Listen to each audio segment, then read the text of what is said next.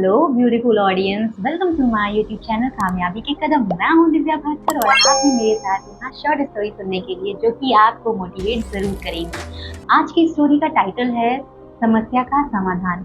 हर किसी इंसान के लाइफ में समस्याएं तो आती जाती रहती हैं और कई समस्याएं किसी की बहुत ज़्यादा बड़ी होती हैं जिनसे निकलना ऐसा लगने लगता है कि इनसे निकलना बहुत मुश्किल हो रहा है या नामुमकिन है, लेकिन ऐसा नहीं है। अगर हम समस्या की जड़ तक जाते हैं कि वो समस्या उत्पन्न हुई कैसे, तो हम निश्चित ही समाधान निकाल सकते हैं। तो ऐसा ही कि कैसे हम इस समस्या से निकले, तो यही स्टोरी में आपको बताया गया है कि हमें क्या क्या करना चाहिए।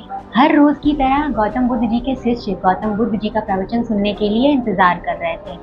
तो थोड़ी देर बाद देखते हैं शिष्य कि गौतम बुद्ध जी आ गए हैं, और लेकिन उन्हें बहुत अचंभा होता है कि आज गौतम बुद्ध जी अपने साथ क्या लेकर आए हैं। तो गौतम बुद्ध जी अपने साथ एक रस्सी लेकर आए हुए होते हैं।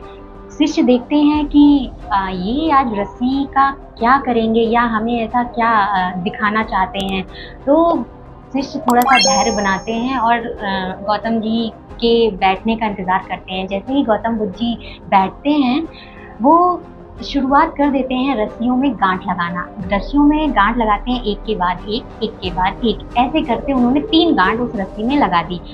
अब इसके बाद बारी आती है उनके प्रश्न पूछने की। तो गौतम बुद्ध जी अपने सभी शिष्यों से पूछते हैं कि क्या ये बताइए आप लोग कि ये वही रस्सी है जो गांठ बांधने से पहले थी। बुद्ध जी के ये प्रश्न करने के बाद ही सभी शिष्यों ने अपने अपने उत्तर देना शुरू कर दिया। तो पहला शिष्य कहता है कि ये हमारे देखने पर निर्भर करता है कि हम इसे किस तरह से देख रहे हैं। वैसे तो रस्सी का कोई स्वरूप नहीं बदला है, ये पहले भी वही थी और अभी भी मुझे वही दिख रही है, तो मतलब इसमें अभी कोई बदलाव नहीं हुआ है। लेकिन दूसरा शिष्य कहता है कि मुझे तो ये रस्सी बदली हुई दिख रही है। पहले तो ये रस्सी एकदम सरल रूप में थी, लेकिन अब इसमें 3 गांठें पड़ चुकी हैं, तो मुझे तो ये बदली हुई लग रही है।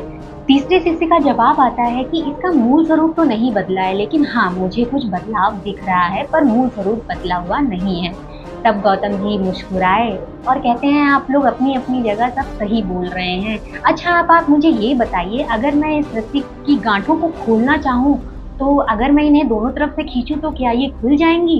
और इस तरह से बुद्ध जी उन रस्सियों की गांठ जो होती है उसको कस के ऐसे खींचने लगते हैं। तो सभी शिष्य कहते हैं, ऐसे तो ये और गांठ मजबूत हो जाएगी, ये खुलेगी नहीं। इसके बाद बुद्ध मुस्कुराते हैं और कहते हैं, अच्छा आप लोग ये बताइए कि फिर मुझे क्या करना चाहिए जिससे कि ये गांठ खुल जाए। तब एक शिष्य ने उत्तर दिया कि सबसे पहले हमें इन गांठों को ध्यान से देखना होगा कि ये किस प्रकार लगाई गई हैं।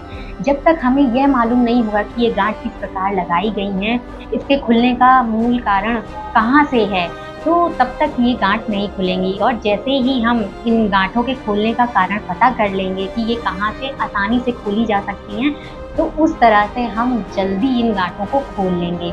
बुद्ध ने उन शिष्यों से कहा कि आप लोगों ने एकदम सही जवाब दिया है।